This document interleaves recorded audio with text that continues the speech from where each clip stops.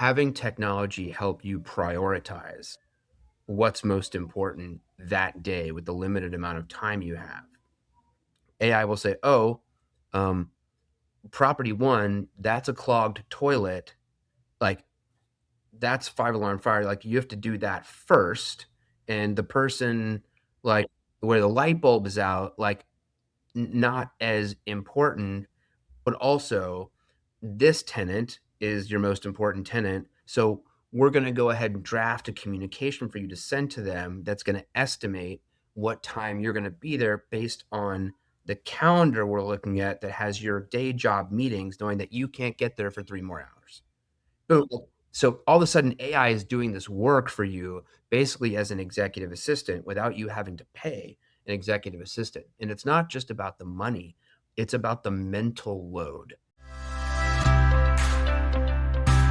Welcome to the Path to Passive podcast, where we talk about building wealth and empowering lifestyle through commercial real estate investing for tech professionals. I always wish that other tech professionals reaching financial freedom had documented their journey along the way, so I'm doing it for the rest of us. Join us as we explore stories, many failures, and lessons learned along the way. I hope you enjoy and subscribe.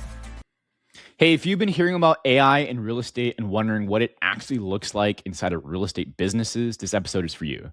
Today on Path to Passive, I'm joined by Kevin Shtofman, Global Head of Alliances and Corporate Development at Cherre, spelled Cherre. In this conversation, we talk about how real estate companies are using data and AI together inside real operating businesses. Not theory, not demos, but how decisions actually get made. Kevin and I talk about how real estate data from acquisitions, leasing, accounting, and reporting gets pulled together by his platform, by Cherre, and how AI is being used to speed up decisions and surface risk earlier, really helping with decision-making processes, right? We talk about how problems that are used to, taking weeks or sometimes even longer and maybe never identified or weren't solvable at all are now being handled differently. This episode is about understanding how data and AI are actually working together. We talk about some of those use cases, of course. He talks about a success story as well, so that we can really get the idea and understand how, well, like I said, data and AI are being used together. So naturally, this is something that I thought would be really useful for tech professionals like us who, hear about the importance of data. Maybe they've worked on data engineering projects or have spent some time in spreadsheets ourselves. Of course, understand that tech and hearing more about how it's used in real estate. So this is a good one if you want to hear about companies like Cherre using data with AI to make decisions faster for their clients, right? Understanding risk, solve problems that were much harder to solve in the past. So it's a really fun conversation, and I just have a listen to it on 1.5, 2x speed, whatever. But it's good to hear about the different areas of business and where tech is being involved. So if you want to connect with Kevin as well or learn more about the platform, check out the show notes. You've got his LinkedIn there where you can connect with him. And of course, we're the Cherre platform as well. And as always, please, if you're getting value and learning more, about any of this stuff, I'd really appreciate it. Subscribe, leave a review, drop a comment anywhere you're listening. Helps more people find the podcast. Please enjoy, and thank you so much. I'm joined by Kevin Shtofman. Dude, super excited to have you here. I was doing some research, just getting to know you a bit more. And, besides being, as you were saying, a recovering Ironman athlete, but I know you have a race coming up too. And, having this background in consulting and having been on a number of different projects and now being part of this platform that we're going to get into today, you've got a lot of experience I really want to unpack for our listeners because, as you know, we have a lot of tech professionals listening. And I think it's really cool how, I would say you've navigated your career, but how you've sort of skill stacked on that and some of the decisions that you've made along the way, I'm really curious about. So just kind of previewing for our listener, please, how would you introduce yourself today? And then we'll get into the episode. Sure. Former investment banker turned technology consultant, all within the realm of real estate. I've been focused in that industry for over 20 years. Today, I'm a software executive. I'm the global head of alliances and corporate development. We've got about 120 employees, and our coverage is mainly North America, Western Europe, and then a little bit of Oceania. So I'm on the road a bunch. And I would say I've become technically proficient, not because I wanted to be, but because that's just how life happened. Sure. Yeah. I saw you, the segment, the podcast you were doing at Blueprint Conference as well last year. Yep. That was pretty cool. It's a short one, cool to listen to, is you've given some of the use cases around the platform that it's called Cherre, right? Right Yep. now as well. And I saw something that I had to quote here. I was reading the founder's story of Cherre, and I have to look for it, but I thought it was a really good description of Cherre itself. I misplaced it, but tell us a little bit about Cherre and what it does. And again, just by the way, everyone here listening is pretty technical, so don't feel like you have to make it oversimplified, but enough Sure. simplification to get the point across. I mean, in simple terms, we're a real estate data warehouse. We were initially built on the GCP stack, but as you can imagine, being in today's environment with where AI is gone and the cost of building data warehouses coming down, we've had to become cloud agnostic. So Mhm. basically, we've built a data management layer that allows us to connect to any existing software application that a client might use in their real estate business. And then for any piece of data that a client has legal rights to, but does not have direct programmatic access to, we then collect it in a portal. So it's like we connect via pipeline and we collect via portal, bring all Mhm. of that information into our platform. We become the data management layer. And then we do a native share from there, either into dashboards or a Mhm. client's own warehouse, many of whom have AWS, which I know is your day Sure. job, or Snowflake, or like any kind of analytics layer. And then what happens after that is up to the client, right? They might build their own dashboards. They might use ours. They might build their own AI agents. They might use ours. They might put together bespoke reports. They might use ours. Mhm. But at the end of the day, we're putting together and building a single standardized data model so that a real estate company can operate with more efficiency, better manage risk, more quickly identify revenue opportunities. And as companies get larger, more complex, the selling process, the aha moment gets much easier for them to understand. Absolutely. The problem becomes bigger, and so Yeah. does, like, what are we gonna do with this? Especially get more familiar with the problem too, right? Yeah.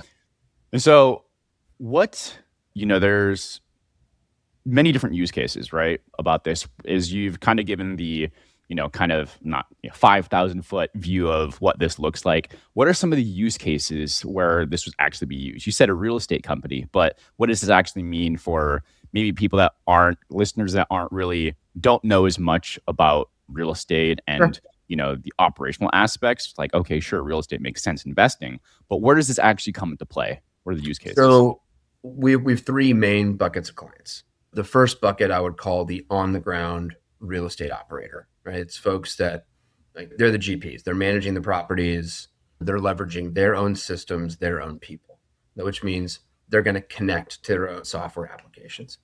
We are helping them bring together all of those applications so that they can do better asset management, usually better financial reporting. Mhm. So understanding at a across their portfolio, occupancy levels, loss to lease levels, important work orders, really detailed items about a particular property, regardless of property type. Right? Most Mhm. of our clients are diversified, so they're going to have apartment complexes, industrial warehouses, retail strip centers, multifamily apartment communities, office buildings, etc.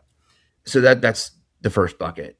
And then the second bucket would be I would call the capital allocators. So think sovereign wealth funds, insurance companies, banks, right? Any really large institution that has real estate as an asset class within their company. And they're just allocating capital to those GP operators, not operating the buildings themselves. They're investing in all these different types of assets. Yep. Exactly. And so they're getting a bunch of reports back from all of those property managers or JV partners in a Mhm. bunch of disparate formats. Yep. And then they need to be able to consolidate all of it up and do reporting at a corporate level to their corporate parent. So we have a different product within our platform that handles that standardization and consolidation. Then the third and final bucket would be other software companies that are offering, we'll call it prop tech solutions, right? Mhm. A CRM tool, a lease pipeline tool, an accounting system, private data and analytics platform. they're using our infrastructure so that they can trust all of the data that's coming in and being entered into their platform. And so they can have a good foundation that will standardize property addresses, rationalize parent child entities, put together lat long coordinates plus parcel boundaries plus property address to get to Yeah. like an actual, record that they can trust. Right. Yeah. Those are the three different buckets. And the critical core use case that all of these companies always start with is portfolio level financial reporting, because real estate is, at the end of the day, an investment.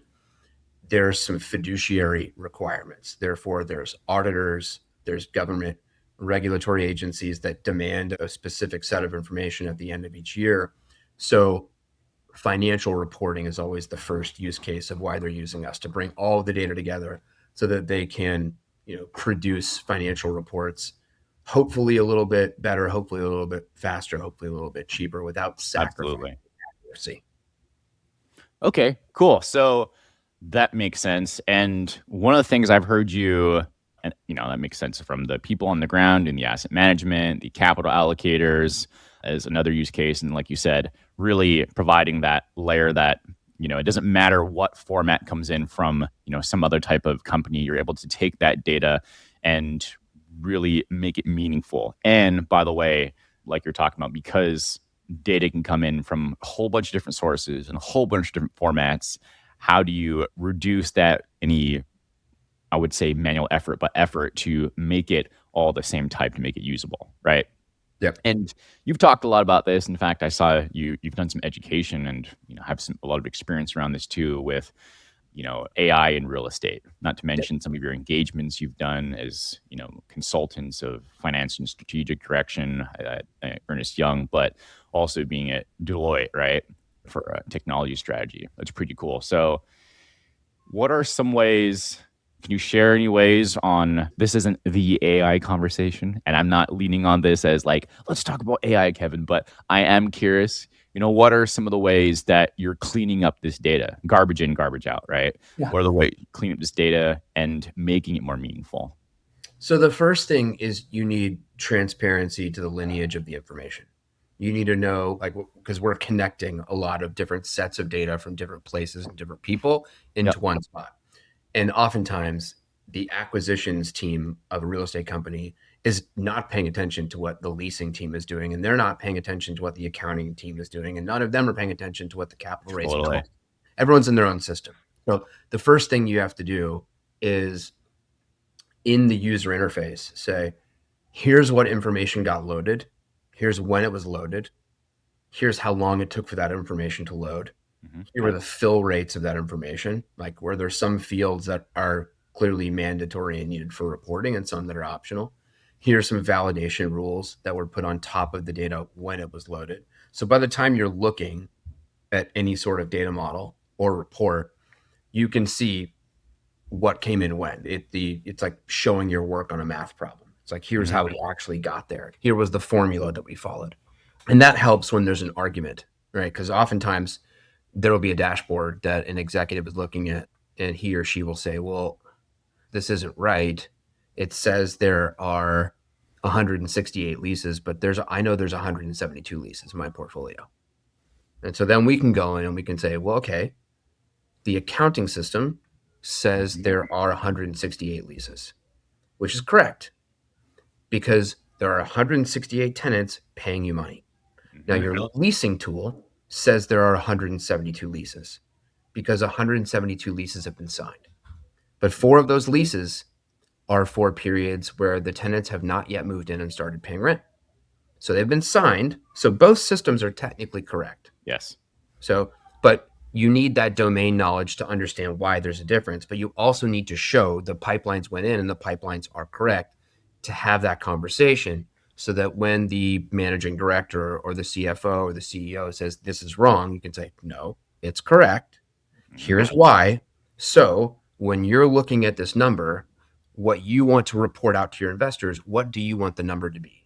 Do you want it to be the leases that are recognized revenue and are active revenue for, active economic occupancy? Yep. Or do you want just the number of signed leases? Or do you want it to be separate and on the page show both? tell us. Right? But you can't have that conversation unless you have the lineage of the information, where it's coming from, when it came in, how it was loaded, all that stuff. So that's when that data becomes important. Yeah. Now, when it's just for a dashboard or a report, you can have that conversation. It's pretty easy. You can make those fixes manually. The risk is a little bit lower. But when you put AI on top of that data and agents start running to make recommendations, to tell you to take action, maybe you add some automation on top of that AI, so workflow starts happening. Well, now the risk is much bigger because you're not just putting it into a screen and doing analysis. It's acting on the information that it's seeing. So when data is bad for reports, that is not good. When data is bad for AI, that is very risky. Oh, yeah. Very dangerous. Yep. So, I mean, and by the way, what a massive way to earn trust when you're able to have that executive conversation or, with your customer and just say like, here's how we got that, right? And help them, well, an education perspective, and also help get that insight and distinction for them too, so that they have, more intelligent data as well. But, it's one thing to have, errors at scale, right? With bad data. So it's an interesting point. And I think this is where was the conversation with automations, like you talked about however many years ago, of like, what if I code something wrong? It goes out everywhere, right? Which is more intelligent errors, if you will. The guardrails. What are we doing about the guardrails of not having, data acted on that could be potentially bad? Or is it, yeah, I'll stop there. Yeah, this was something we had to learn the hard way at Cherre. We used to have just one environment. It was just a production environment, and everything would go in, and the clients would see it, and they would tell us when it was wrong. And then a couple years ago, we were like, we need to become a more mature software company and have a dev environment and a QC environment, a production environment. And so basically all of the pipelines get built in the dev environment. We run all the tests. Once the tests themselves are working, we haven't validated the data itself. That's the client's job. But we're making sure that all the pipelines are running as advertised, as tested. Got it. Then all of that gets moved into QC, and we have the clients look at it.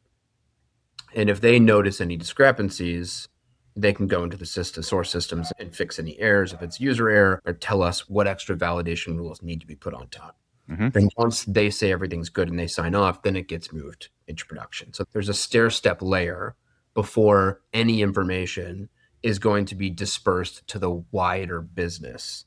So, and I'm sure you deal with this on your time at AWS, you're going to have a couple power users that are like, they're doing the lion's share of the work. They're going to see everything, and they're the last line of defense and sign off before the folks who are probably not as technically proficient are then going to see all of this information. And the validation rules are what is so important, right? That's when you really need to be a domain expert, right? So there's a lot of standard stuff, like the lease end date can't be before the lease start date. Okay, that's pretty obvious. Like, let's just have that rule in there so that if something comes through and the dates are off, clearly somebody just manually entered the wrong lease date into the leasing tool or the CRM or the ERP system. But then there are some more nuanced rules. Like, you might put in there, rent should not be zero, because we're not a charity. We're a real estate business. We're charging rent. So you might run that rule, and then all of a sudden you notice there's a bunch of leases that have zero rent charges, and you say to yourself, well, these are incorrect. Well, not necessarily, because how many leases might you have done in a soft market where there was a multi-month free rent period at the beginning? So it's an active lease. You're going to be paid rent, but those first few months, the rent charge. Yeah. So you need to know like enough about the business to say, oh, okay, in these particular buildings, in these particular markets, we're offering concessions. And so when the rules come up zero, we just need a second rule to say, read the lease. Is there a concession clause, and are there concessions? Yeah. So I love this conversation because I think what I always find particularly interesting, like, have the day job, AWS, everything here is my own opinions, all that good stuff. But, the point being is, I spend a lot of time looking at real estate, talking real estate, obviously investing in real estate, et cetera. And, to really have this particular point here where you're talking about this stair step of not only working with people who are, kind of most technical to build the technical logic, technical rules, et cetera, but even at every step along the way, at the last gates, you have to have people that with the domain expertise to think about where those last gates and rules should live at as well, just like you talked about. And so I tee that up as kind of a question as well, because are you seeing that there is a the technical folks are really understanding that you're working with are understanding more and more about real estate, and they have to in kind of a AI space here with the data? So before AI, right, before you could just plug in a query and get an answer, there was a clear bifurcation. Tech people were seen as cost centers to a business. The head of Right. IT, like their job was just to make sure the trains were running on time. Yep. And then the acquisitions guys went out and did the deals. But now with AI, you've really seen more of a collaboration between the technology and the business folks together, because when this stuff is working, there's a selfish and money driven reason for this. It's not about using AI to fire people. Mm-hmm. It's about saying, look, I've got 12 people in my company. We're managing 2 funds worth $500 million. We want to go out and raise our third fund, and we want to grow assets under management. We want to grow our portfolio, but we don't want to hire a bunch of extra people. We also don't want to lose the people we've invested a lot of time and money in at our current company. AI helps us do that, because now, like, all of the administrative activities that can be a time suck, Yep. and all the research activities that Mm-hmm. might have been fun when you're an analyst are no longer as much fun when you're a VP or managing director. Like doing market research, setting up calendar meetings, putting together draft communications and investor letters. Now, all of that gets initially handled by AI. Mm-hmm. But if you don't know how to correctly prompt, Yep. have back and forth interaction with the AI, it can send you down a rabbit hole and you're not saving much of any time. Right. So all of a sudden, now you have a technically proficient person meeting with someone who's deeply immersed in the business, and they start collaborating. And it's cliche to say, but like 1 + 1 really does then equal 3. Absolutely. And eventually, if you do it right with two experienced experts plus AI, 1 + 1 it ends up equaling like Is 7. 11. And it's Yeah. crazy. I think that it's, you don't have to think too far to see that as the pattern across every single industry, right? And for, some of that already seems pretty obvious. Like, yeah, it collapses layers, right? We've talked about that from like quote unquote entry level people. Like, why do we need certain people to be like doing some of the admin or bookkeeping type of stuff? Like and then there's the argument where, well, you still might need not maybe for every 10, you might only still need like 2 or 3, right? But there's a time period for them to upskill to learn how to use it better. And this isn't just for very large, sophisticated organizations. I would imagine that a lot of your audience, because I've listened to a couple of your episodes, are during the day W-2 technology people Mhm. that are making fairly significant income and are trying to on the side build real estate portfolios. Correct. When you're a shop of one and you're trying to manage even just 3 properties, having technology help you prioritize what's most important that day with the limited amount of time you have, becoming a property manager, that's really important. Yep. So if you're getting work order requests or service tickets from the 5 tenants that you have in your 3 properties, and 3 tickets come in the same afternoon, Mhm. you might have in the past had to like read all 3 of those emails or text messages and figured out, okay, how much time is this all going to take me? Where are the properties located? How am I going to figure out where to go to first? Now AI will do that for you. AI will say, oh, property one, that's a clogged toilet. Like, that's 5 alarm fire. Like, you have to do that first. And the person, Yes. like, where the light bulb is out, like, not as important. And oh, and also, we've looked at the rent that each tenant is paying, and this tenant is your most important tenant. So we're going to go ahead and draft a communication for you to send to them that's going to estimate what time you're going to be there based on the calendar we're looking at that has your day job meetings, knowing that you can't get there for 3 more hours. Yeah. Boom. So all of a sudden, AI is doing this work for you basically as an executive assistant without you having to pay an executive assistant. And it's not just about the money, it's about the mental load. Absolutely. I was going to say, and it's about the time, but in particular, it's about the mental load and also yeah. And just to be able to have this script, so to speak, of like, these are the things to evaluate is the time, attention, and just that effort that you're never going to get back. So okay. I thanks for mentioning those use cases. Super important because that at scale also becomes the problem, Yeah. or right. And so this raises two things for me. First off, who is the ideal client, or I say ideal client, but who is like the main segment or that Cherre is serving? Because if I'm listening and I have, I don't know, let's say 10 STRs or short-term rentals, whatever, even Airbnbs. I know a couple of people a bunch of people that have quite a few Yep. Airbnbs, and this can serve the same type of stuff, communications, evaluating with the calendar for even people on your vendor list, as an example, right? But so who's the ideal client for Cherre? So the larger the organization, the more set of a fit. Okay, So like insurance companies, sovereign wealth funds, REITs, banks got it. are our most common clients. And that's mainly because our infrastructure, is fairly complex Yeah. and it's fairly sophisticated and therefore it's, not cheap. We do have our foundational infrastructure starts at just $25,000 a year. Hmm. So it's not a huge expense, but if you think about like that as a percentage of your Absolutely. portfolio or your rental income, right? Until you have a big enough portfolio to justify that type of spend, right? We're probably not the right solution. Hmm. So for someone who's managing, say,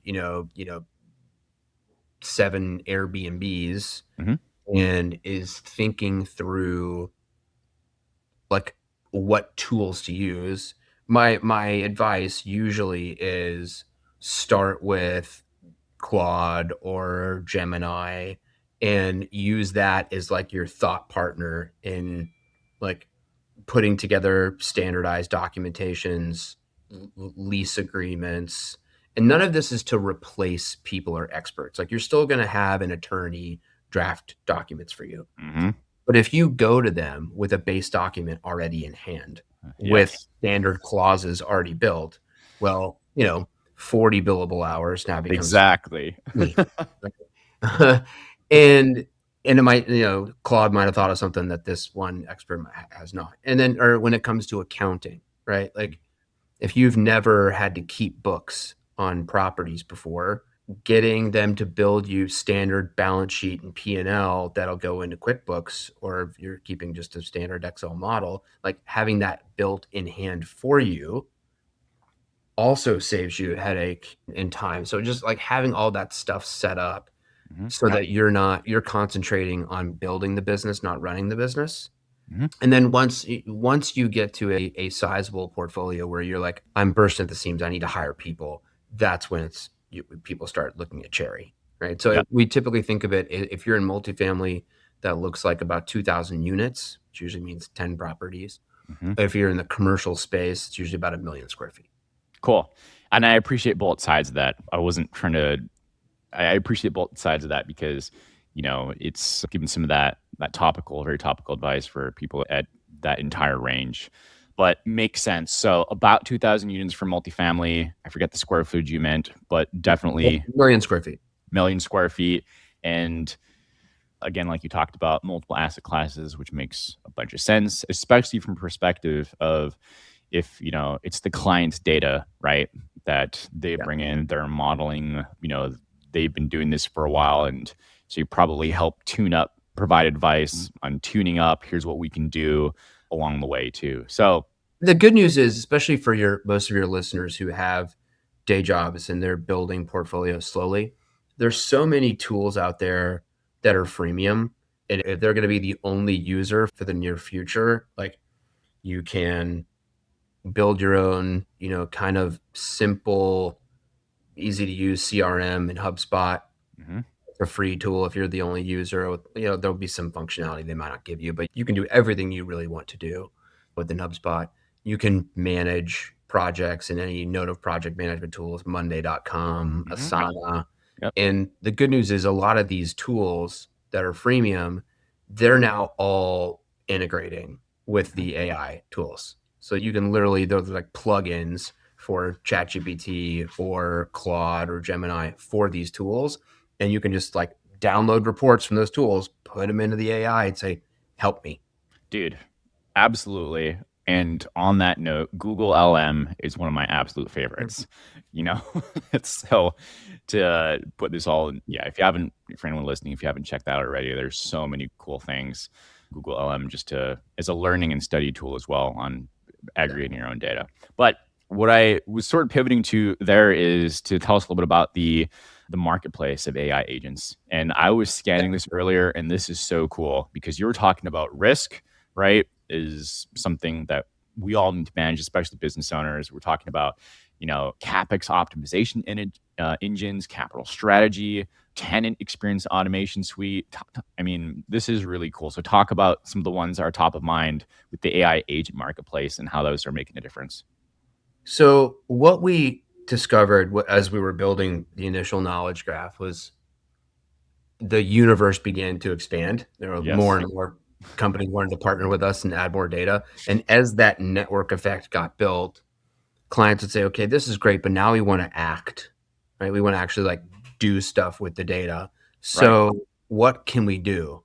And at the time we were like, well, you can do anything. And they said, well, okay, Yeah. well, if you can do anything, you can do nothing. Sure. Right. So, yeah, we need some examples. Right.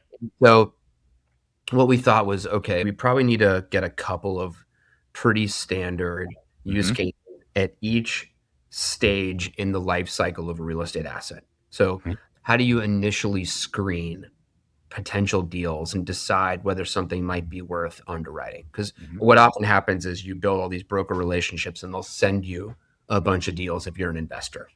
Yep. And you need to be able to quickly decide without going down the rabbit hole, is this deal like worth my time to do real diligence? Yeah. Is it in the buy box? Right.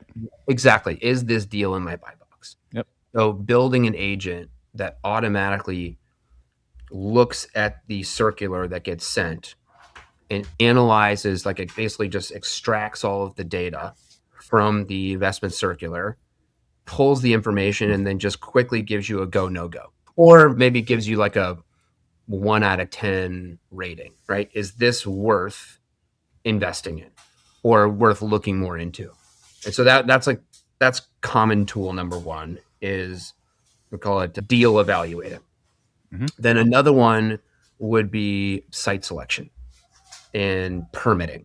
So often what times is people will look at the demand side, but not the supply side. So they'll say, okay, like this seems like the right site because the demographics are good and the lease comps in the area are good. But sometimes they won't look at what other sites nearby Got it. are undergoing zoning changes or permitting requests where they could end up being competitive supply. So Yes. another Yes. agent that we have built has said, don't just look at demand drivers, also look at potential supply competition.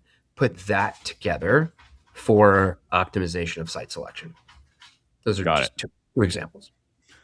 Yeah. That's those. And useful, especially because it's one of the things, really hard to build automation if you don't have a standard process ready, Yeah. right? And you were talking about those things, I'm like, okay, cool. Then you would already need, Shangri-La. The ideal is build some agents, do a thing, just deploy them to go collect all your information, but you'd still need to be like, okay, go to these places, right? And go and get this information, right? At the same time, super useful tool is, hey, if these are the types of data I need, where are other places that I could go and get similar types of data, right? Or if you are someone doing market selection, tell me all the ways that you could do this and how would you build the algorithm to do it, right? Using AI to build the model to go do the thing, et cetera, et cetera. So, I mean, and deploy that at scale, I could really see the value.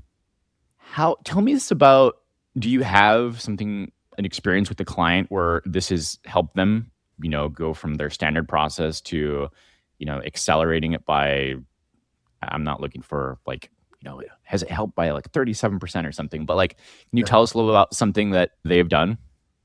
One of the most common successful use cases we've had with clients has been, Perfect. first they bring in their core financial data, and then they say, okay, now we know how we're actually doing. We want to be able to compare how we're actually doing to what we initially underwrote when we first did these deals. So they To pro integrate forma. Right. to pro forma, right? So now they're connecting their accounting system and their underwriting tool together into one model. And then the most sophisticated ones will go one step further, and then they'll bring in whatever benchmark that's common in the industry that their particular asset or fund is being compared to. And now you have actuals versus underwriting versus benchmark. And when you have all of that in one place, now you can, if you're outperforming, take that to the capital markets. Go raise your next fund. Absolutely. Say, look how I'm Yes. doing. And if you're underperforming the benchmark, now you have your business case, your reason to say to the internal C-suite, we need to allocate some budget to look at Yep. our operations in a deeper way because we are not performing to benchmark. Something is wrong. We will not be able to raise the next fund until we get our house in order. And it's hard to say that until you have the data to back that. So 100% agree. connecting actuals to underwriting to benchmark is always like the most ROI driven use case, because if it's positive, you go raise more money. If it's negative, you now have the reason to go dive deeper and make yourself a better business. Right. Dude, that is so cool. That is so cool because, you know, the amount of tech debt that exists in businesses around the world that they don't go and fix because, they're like, well, we could, but how do we, will it really make a difference? How do I quantify the impact, right, of doing that versus deploy the next feature or something when the very thing that could be holding them back and deploying faster, serving their customers better could be, that stuff that's in their backlog, right? Yep. I mean, I don't know how many executive conversations I've had, like, how do we do that? I'm like, well, and so super cool. But look, I know I only got you for another 15 minutes or so. I really want to pivot. Thanks for sharing about Cherre, some of the use cases and Yeah. dropping them some knowledge about, for people at the, just starting out with their portfolio and just building it, how they would go about doing that too. But, I want to go to we'll say your career, but I'll say your life path here, right? You've had, like you've talked about, starting investment banking and going to consulting route. Well, before that, assistant vice president as well, but really all in the finance and real estate sectors. Is that about right? Yep. And so, was that like, were you always just interested in real estate? And how did you make this initial decision to start your career a certain way? And then, ultimately, I would say in a relatively directionally straight line, but how did you make those decisions? Yeah. When I got out of college, I went to UT Austin. I got out in '04. Some of the folks that were living large, that were just a few years older than me, they were all in the world of real estate or finance. And so I just thought, that's what I want to do. I want to be successful. I want to have fun. Sure.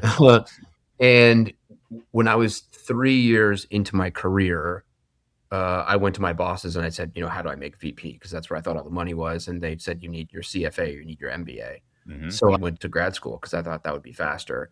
I had no idea that, the financial crisis was coming. But like my second week of grad school, Lehman crashed. Wow. So like life hits you pretty hard. I just happened to be very lucky in that I was in grad school when it happened. So like I didn't get laid off. I didn't suffer like a lot of my friends did that were my cohort. And I had the opportunity to take a step back and just look at what was happening out in the marketplace while I was getting my graduate degree. And a lot of the firms that were still growing were the big four. Hmm. Like even in down markets, they still do well because chaos creates opportunity. Absolutely. And It's essential services paired with that, it's just kind of a no-brainer. right. And so a friend of mine was at Ernst and Young, now EY, and he was in a group called Performance Improvement. And performance improvement's role was we need to make sure your financial house is in order so that you have access to capital if you need it. Right. You Mhm. need to make sure your books look good.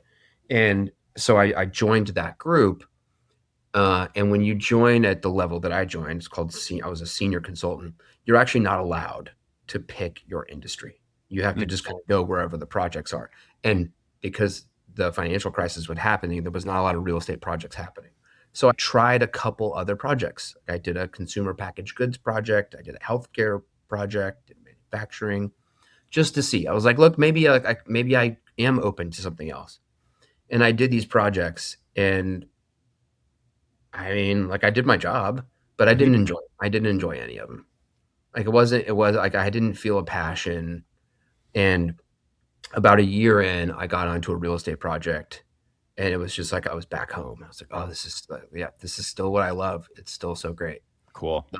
But I enjoyed the technology piece. So I stuck with it for a while, went to another firm. And then when I ended up at Deloitte, all of a sudden I found out, oh, I guess I kind of know a little bit about this now.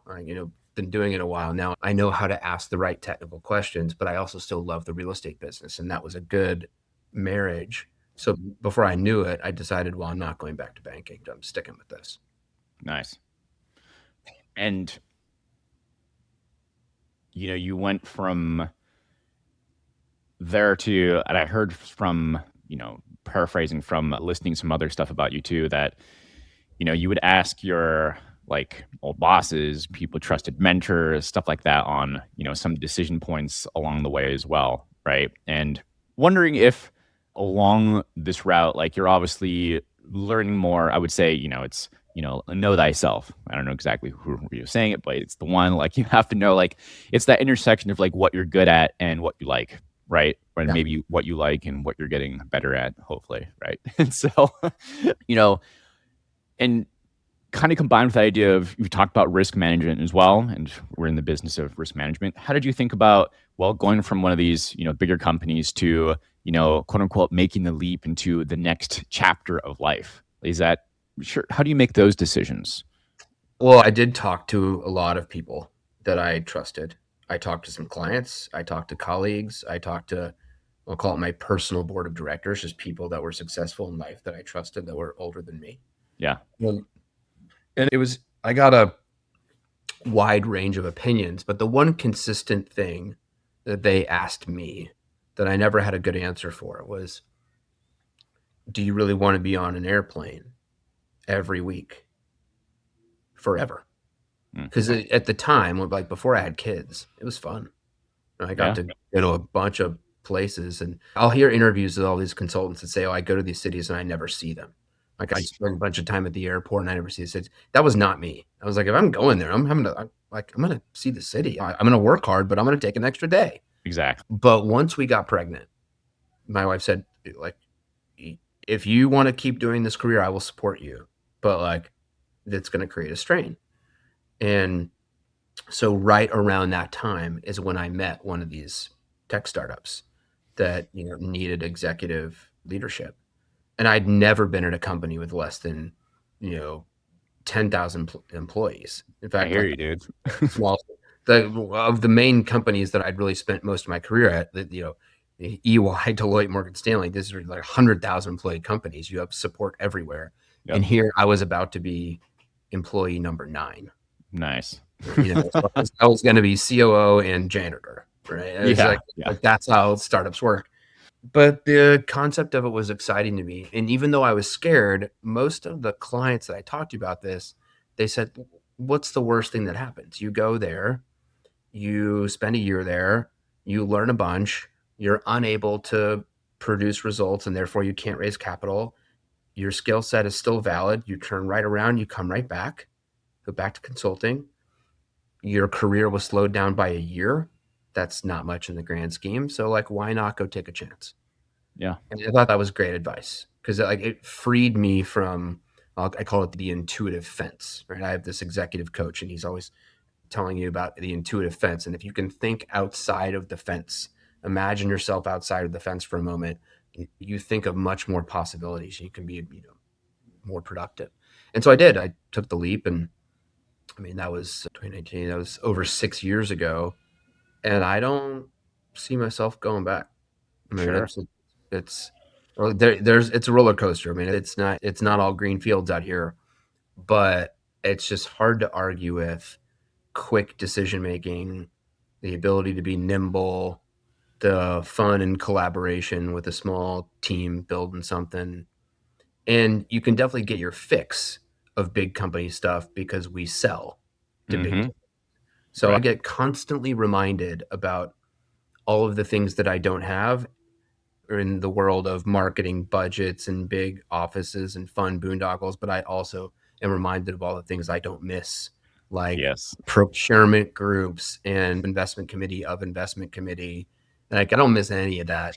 Those layers of bureaucracy, it's a nightmare. So look, it's not for everybody, but I imagine, and I've mentioned this a couple times now, your audience is probably living in the world of big company, but Mm-hmm. dipping their toe in creating income for full freedom. I think we're all trying to get to a world where we have more control over our resources, and the most valuable resource we have is time.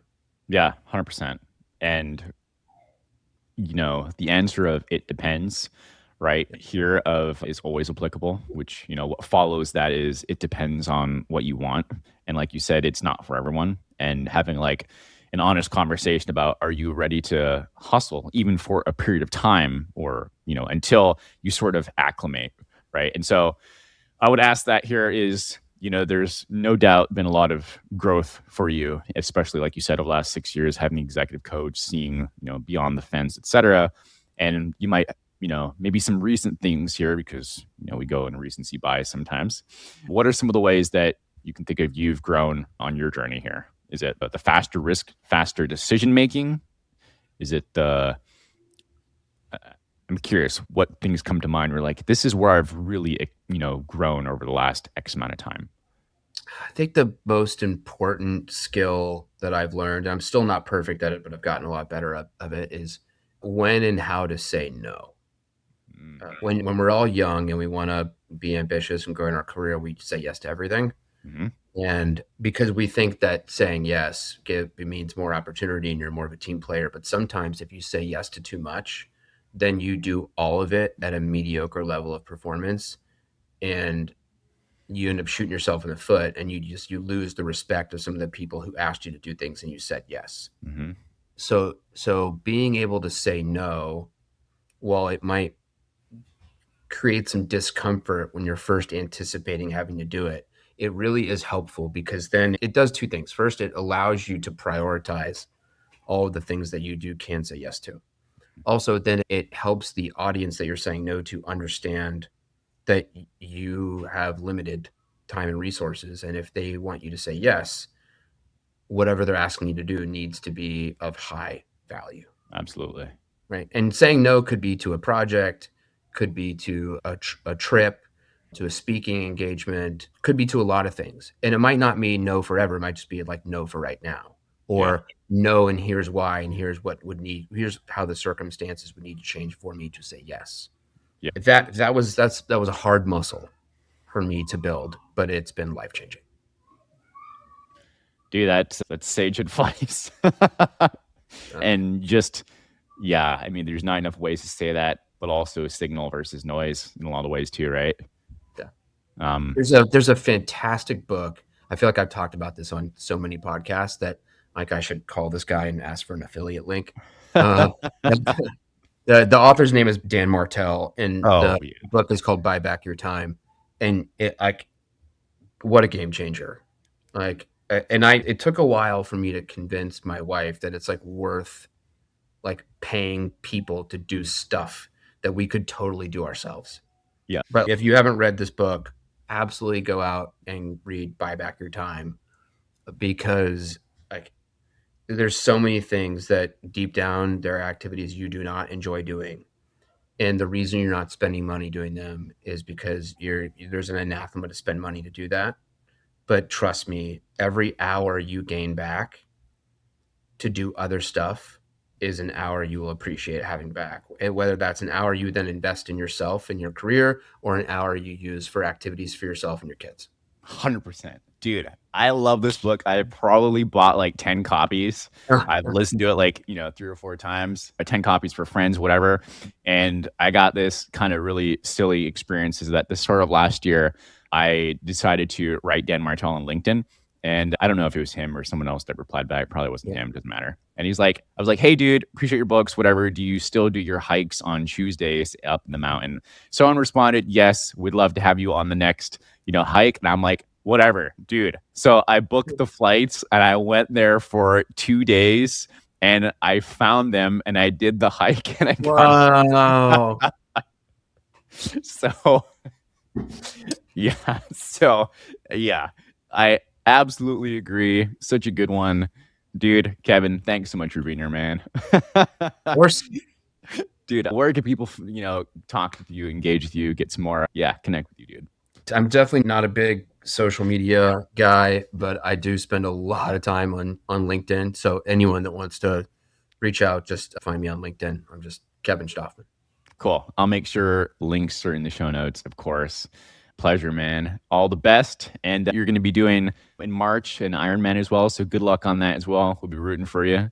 All the best, my friend. Thank you. Thanks for having me on.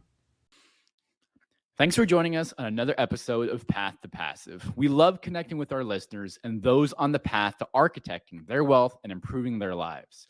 Feel free to let us know what topics you'd like to see in the future episodes. Get in touch with us through email or Instagram. See you next week for a new episode.